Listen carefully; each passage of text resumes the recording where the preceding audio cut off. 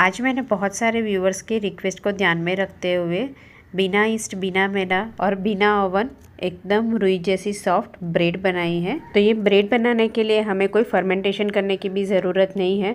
बहुत ही सिंपल घर के बेसिक इंग्रेडिएंट्स के साथ हमें एकदम सॉफ्ट ब्रेड बना सकते हैं जो एकदम मार्केट जैसी बनती है और ना कोई सोडा की स्मेल आएगी। तो ये ब्रेड को आप चाय के साथ टोस्ट करके भी खा सकते हो या फिर चिली चीज़ टोस्ट भी बना सकते हो या फिर इस तरह से वेजिटेबल टोस्ट सैंडविच या फिर मसाला टोस्ट सैंडविच भी बना सकते हो। एकदम क्रिस्पी बनती है और जो लोग मार्केट की ब्रेड नहीं खाते हैं उनके लिए तो ये बेस्ट ऑप्शन है। तो एक बार जरूर ट्राई करना। जय जिनेंद्र सभी को। तो चलिए आज की मज़ेदार रेसिपी शुरू करते हैं। तो ब्रेड बनाने से पहले हमें ब्रेड के मोल्ड को हमें अच्छे से पहले ग्रीस करके फिर इस तरह से बेकिंग पेपर को रख देना है, जिससे हमारी ब्रेड बिल्कुल जलेगी नहीं और अच्छे से बेक होगी। और ये टिन 7 बाई 3.5 का है। अगर आपके पास बेकिंग पेपर नहीं है तो आप थोड़ा सा घी या फिर ऑयल से ग्रीस करके सूखा मैदा भी छिड़क सकते हो। अब बैटर बनाने के लिए मिक्सर बाउल में 1.5 कप सूजी ले लेंगे और इसे हम एक बार ग्राइंड कर लेंगे। तो इस तरह से हमें हो सके उतनी फाइन ग्राइंड कर लेनी है, पर हल्की हल्की इस तरह से दरदरी रहेगी तो भी चलेगी। तो सूजी आप कोई भी ले सकते हो, मैंने यहाँ मोटी वाली सूजी का ही यूज़ किया था। 1 टीस्पून नमक, 1 टीस्पून चीनी और 2 चम्मच ऑयल ऐड करेंगे। तो ये रिफाइंड ऑयल का यूज़ करेंगे, यानी ऑयल में कोई स्मेल नहीं होनी चाहिए। अब 1 कप दही और 1/4 कप पानी ऐड करेंगे और एक बार ग्राइंड कर लेंगे। तो ये सारा बहुत अच्छे से मिक्स हो जाएगा। तो देखिए ये बैटर अभी भी गाढ़ा लग रहा था तो मैंने यहाँ 1/4 कप दूध ऐड किया है। अगर आप दूध की जगह पानी ऐड करना चाहो तो पानी भी ऐड कर सकते हो। और देखिए ग्राइंड कर लिया है। तो अब बैटर को हम बाउल में निकाल लेंगे। अगर अभी भी आपको मिक्सचर थोड़ा गाढ़ा लगे तो आप 1 से 2 चम्मच पानी और भी ऐड कर सकते हो, पर अभी ये कंसिस्टेंसी परफेक्ट है। तो अब इसमें हम आधी टीस्पून बेकिंग पाउडर और आधी टीस्पून इनो ऐड करेंगे और अच्छे से मिक्स करेंगे। तो अभी यहाँ हमें नींबू वगैरह कुछ भी ऐड करने की ज़रूरत नहीं है, क्योंकि हमने बैटर में पहले से दही ऐड कर लिया था। तो ये मेज़रमेंट हमें एकदम परफेक्ट लेना है, तो ब्रेड भी हमारी एकदम परफेक्ट बनेगी। तो देखिए इनो और बेकिंग पाउडर ऐड करने के बाद बैटर इस तरह से अच्छे से फूल जाएगा, यानी बैटर में अच्छे से बबल्स आ जाएंगे। तब हम ये बैटर को टिन में ट्रांसफ़र कर लेंगे।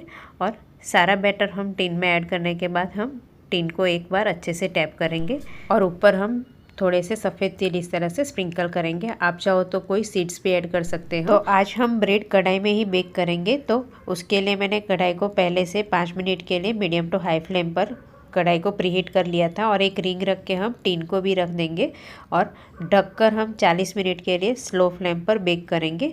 तो 40 मिनट के बाद हम एक स्टिक डालकर चेक कर लेंगे। तो देखिए यहाँ स्टिक क्लियर है, यानी ये ब्रेड हमारी अच्छे से बेक हो गई है। तो ये टिन को हम बाहर निकाल लेंगे। अगर आप ओवन में बेक करना चाहते हो तो 175 डिग्री पर 40 to 45 मिनट के लिए बेक करेंगे। तो देखिए यहाँ हमें टिन में से ये बेकिंग पेपर को तुरंत निकाल लेना है और बेकिंग पेपर को भी हम हटा लेंगे, नहीं तो फिर कभी कभी क्या मॉइस्चर हो जाता है तो ब्रेड नीचे से गीली हो जाएगी। तो हमें ध्यान रखना है कि तुरंत इसमें से हम निकाल के एक कपड़े के अंदर रख देंगे। तो मैंने यहाँ ड्राई कपड़े का ही यूज़ किया है, आप चाहो तो हल्का सा गीले कपड़े में भी लॉफ को अच्छे से कवर कर सकते हो, जिससे ब्रेड बिल्कुल ड्राई नहीं होगी। और देखिए मैंने यहाँ कपड़े में अच्छे से लपेट कर रख दिया था। तो आधे घंटे के बाद हम ये लॉफ को कपड़े में से हटा लेंगे और देखिए लॉफ देखते ही पता चल जाता है कि ब्रेड कितनी सॉफ्ट और स्पंजी बनी है। और कलर भी बहुत अच्छा है। ऊपर की तरफ थोड़ा सा कलर कम है क्योंकि हमने ये कढ़ाई में बेक की है। आप ओवन में बेक करेंगे तो ऊपर भी अच्छे से कलर आ जाएगा। अब इसे हम एकदम शार्प नाइफ से कट करेंगे। तो देखिए कट करने वक्त ध्यान रखना है, क्योंकि ये ब्रेड एकदम सॉफ्ट है तो किनारों से टूट सकती है। पर ये ब्रेड को हमें बहुत ज़्यादा ड्राई नहीं होने देना है और लॉफ को हम तुरंत जब गर्म होगा तभी कट नहीं करेंगे, थोड़ी ठंडी होने के बाद ही कट करेंगे। तो देखिए हम ब्रेड स्लाइस को पास से भी देख लेंगे तो एकदम सॉफ्ट और जालीदार बनती है। तो ये ब्रेड लॉफ को हम पास से भी देख लेंगे, एकदम रुई जैसी जालीदार सॉफ्ट बनती है और बिल्कुल ड्राई नहीं बनेगी, ना चुई बनेगी और खाने में भी बहुत ज़्यादा टेस्टी लगती है, ना कोई बेकिंग सोडा की स्मेल आएगी। अब हम वापस लॉफ को कट कर लेंगे और पास से भी देखिए सारी स्लाइस बहुत अच्छे से कट भी हो जाएगी, ना बिखरेगी, ना चूरा चूरा होगा और ब्रेड स्लाइस खाने में भी बहुत टेस्टी लगेगी। वैसे आपको टेक्सचर देखकर ही पता चल जाता है कि ये ब्रेड कितनी सॉफ्ट और जालीदार बनी है। तो ये ब्रेड हमने विदाउट ईस्ट और विदाउट ओवन और विदाउट मैदा बनाई है, फिर भी ब्रेड बहुत ज़्यादा टेस्टी बनती है और सॉफ्ट भी बनती है और खाने में भी मार्केट जैसी ही ब्रेड लगती है। तो जो लोग मार्केट की रेडीमेड ब्रेड नहीं खाते हैं उनके लिए तो बेस्ट ऑप्शन है। अब इसी ब्रेड स्लाइस का यूज़ करके हम वेजिटेबल टोस्ट सैंडविच और मसाला टोस्ट सैंडविच बनाएंगे। तो ब्रेड स्लाइस के ऊपर हम थोड़ा सा बटर स्प्रेड कर लेंगे और ग्रीन चटनी स्प्रेड करेंगे और पहले हम कच्चे केले के मसाले को हम स्प्रेड कर लेंगे। तो ये यहाँ मैंने कच्चे केले का मसाला बना दिया था, उसी को हम एक ब्रेड स्लाइस पे अच्छे से स्प्रेड करके दूसरी स्लाइस से हम कवर कर लेंगे और इसे फिर हम बाद में टोस्ट करेंगे। इसी तरह हम वेजिटेबल टोस्ट सैंडविच बनाकर भी तैयार करेंगे। तो सैंडविच के लिए हम ब्रेड स्लाइस पे थोड़ा सा बटर स्प्रेड कर लेंगे। तो यहाँ मैंने बटर का यूज़ किया है, आप चाहो तो घी का भी यूज़ कर सकते हो। तो दोनों स्लाइस पे हम थोड़ा थोड़ा बटर स्प्रेड करेंगे और ग्रीन चटनी भी स्प्रेड कर लेंगे। तो चटनी तो आप अपने टेस्ट के हिसाब से कम ज़्यादा स्प्रेड कर सकते हो और ये स्लाइस को आप ऐसे ही चटनी टोस्ट करके भी खा सकते हो। अब इसके ऊपर हम टमाटर की स्लाइस रख देंगे और ककड़ी की स्लाइस रख देंगे और तुरंत इसके ऊपर हम सैंडविच मसाला या फिर चाट मसाला स्प्रिंकल करके दूसरी स्लाइस से कवर कर लेंगे। अब इसे हम टोस्ट करेंगे। आप चाहो तो ऐसे भी खा सकते हो, वो भी बहुत ज़्यादा टेस्टी लगती हैं। अब यहाँ मैंने टोस्टर को गर्म करने के लिए रख दिया था, थोड़ा सा घी डाल दिया था। अब जो हमने वेजिटेबल सैंडविच तैयार करी थी वो रख देंगे और ऊपर की तरफ में हम थोड़ा सा बटर स्प्रेड करके हम टोस्टर को बंद करके फिर हम मीडियम फ्लेम पर पलट कर दोनों बाजू से क्रिस्प होने तक रोस्ट कर लेंगे।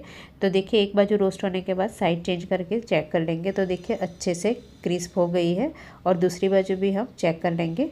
तो देखिए दोनों बाजू से अच्छे से क्रिस्प हो गई है और अच्छे से रोस्ट भी हो गई है। तो इसे हम चॉपिंग बोर्ड पे रख देंगे और इसी तरह हम टोस्टर में थोड़ा सा घी ऐड करेंगे और जो हमने मसाला टोस्ट बनाया था उसे हम टोस्टर के अंदर रख देंगे। ऊपर की तरफ भी हम थोड़ा सा घी ऐड करेंगे और टोस्टर बंद करके इसे भी हम मीडियम फ्लेम पर पलट कर क्रिस्प होने तक रोस्ट करेंगे।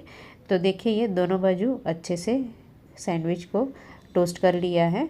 अब इसे भी हम चॉपिंग बोर्ड पे रख देंगे। अगर आप इसे कट करना चाहो तो कट भी कर सकते हो और ऊपर से बहुत ही क्रिस्पी बनती है और बहुत ज़्यादा टेस्टी भी लगती है। आप चाहो तो इसी स्लाइस से पनीर चिली टोस्ट सैंडविच भी बना सकते हो या फिर चिली चीज़ टोस्ट भी बना सकते हो या फिर इस तरह से आप नॉर्मल बटर या घी में टोस्ट करके फिर आप चाय के साथ भी एंजॉय कर सकते हो। बहुत ज़्यादा टेस्टी लगती है। अगर आप भी बिना ईस्ट, बिना ओवन और बिना मैदा ब्रेड बनाना चाहते हो तो आप मेरी रेसिपी से एक बार घर पर ज़रूर ट्राई करना, जो मार्केट जैसी ही बनेगी और खाने में भी उतनी ही टेस्टी लगेगी।